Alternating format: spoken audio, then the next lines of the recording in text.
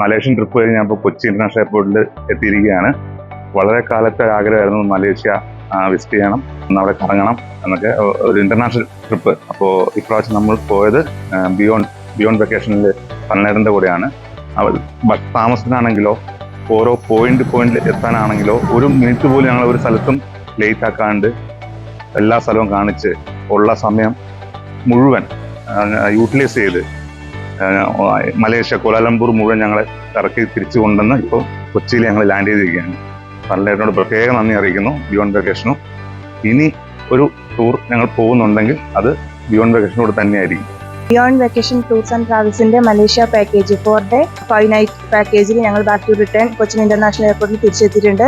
നല്ലൊരു അഫോർഡബിൾ പ്രൈസിൽ പോയിട്ട് തിരിച്ചെത്തി. നല്ലൊരു എക്സ്പീരിയൻസ് ആയിരുന്നു ഞങ്ങൾക്ക് എല്ലാവർക്കും.